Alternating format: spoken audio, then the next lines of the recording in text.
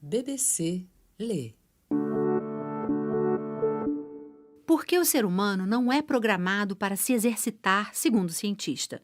Reportagem da BBC News Mundo, publicada pela BBC News Brasil em 10 de outubro de 2022. Lida por Silvia Salek. O escritor americano Mark Twain, que viveu até os 75 anos, disse uma vez que fazia todo o exercício que precisava, atuando como carregador de caixão nos funerais de seus amigos que se exercitavam regularmente. Nem todos se expressam com tanto humor, mas não faltam exemplos na história de pouca afeição ao exercício. E isso não é algo incomum, disse Daniel Lieberman ao The Harvard Gazette. Ele é paleoantropólogo da Universidade de Harvard e autor do livro Exercise.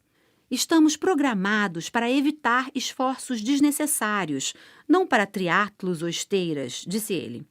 Então seria um mito dizer que é normal fazer exercício. O ser humano, ressalta, nunca evoluiu para fazer exercício e do ponto de vista científico é uma atividade estranha. Ou seja, embora tenhamos evoluído para nos movimentarmos, para sermos fisicamente ativos, o exercício é um tipo particular de atividade física.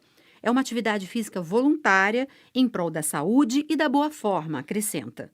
É uma invenção relativamente nova, enfatizou o pesquisador.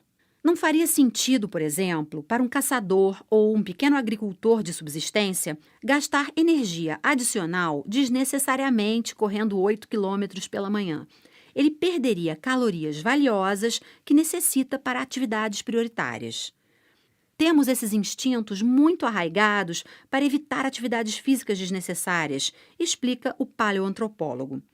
Hoje, porém, consideramos que as pessoas são preguiçosas se não se exercitam, mas não são preguiçosas, são apenas normais, diz Lieberman. Mas isso não quer dizer que o exercício não seja benéfico, só explica por que é tão difícil para muitos de nós fazermos o suficiente. E Daniel Lieberman acha que entender isso pode nos ajudar a fazer mais. Já que indicar e promover exercícios obviamente não está funcionando, acho que seria melhor pensarmos como antropólogos evolucionistas, recomenda. Felizmente, é exatamente isso que ele é, então aqui estão 4 de suas recomendações. Primeira, não se sinta mal por não querer se exercitar.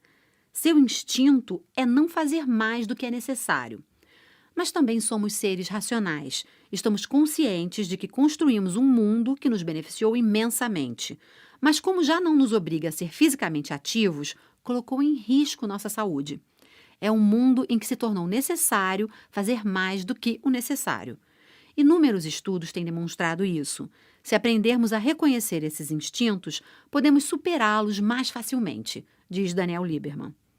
Quando me levanto de manhã para correr, muitas vezes está frio. Isso é muito complicado, porque não tenho vontade de me exercitar.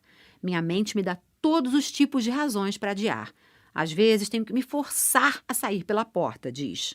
Meu argumento aqui é você ter compaixão com você mesmo e entender que essas pequenas vozes em sua cabeça são normais e que todos, mesmo os viciados em exercícios, lutam contra elas. Segunda recomendação, não se esqueça de 2 coisas. Existem apenas 2 razões pelas quais evoluímos para sermos fisicamente ativos: suprir necessidades e nos gratificar socialmente. A maioria de nossos ancestrais saía para caçar ou coletar todos os dias porque senão morreriam de fome. As outras vezes em que eles eram fisicamente ativos eram durante atividades divertidas, como dançar e jogar, diz o especialista. Para eles, assim como para nós, a diversão trazia benefícios sociais. Após anos de estudos, o paleoantropólogo recomenda essa mesma mentalidade em relação ao exercício. Torne-o divertido, mas também necessário, diz. E uma das melhores maneiras de atingir ambos os objetivos é tornar a atividade física uma atividade social, por exemplo, juntando-se a um grupo de corrida. A obrigação vai torná-lo divertido, social e necessário, afirma Daniel Lieberman. Terceira recomendação, não se preocupe tanto. O pesquisador sugere que a abordagem antropológica final que pode ajudar é não se preocupar com quanto tempo e quanto exercício é necessário. Ele ressalta que temos essa imagem de que nossos antepassados eram realmente incrivelmente fortes. Afinal, eles tinham que levantar pedras gigantes e caçar feras em meio ao perigo. mas o especialista garante que isso está longe de ser verdade. Nossos ancestrais eram razoavelmente, mas não excessivamente ativos e fortes, diz. Eles também não corriam todos os dias, nem regularmente. Provavelmente faziam isso uma vez por semana ou algo assim. Além disso, Daniel Lieberman lembra que você não precisa ir tão longe no passado para descobrir porque ainda existem povos com estilos de vida semelhantes.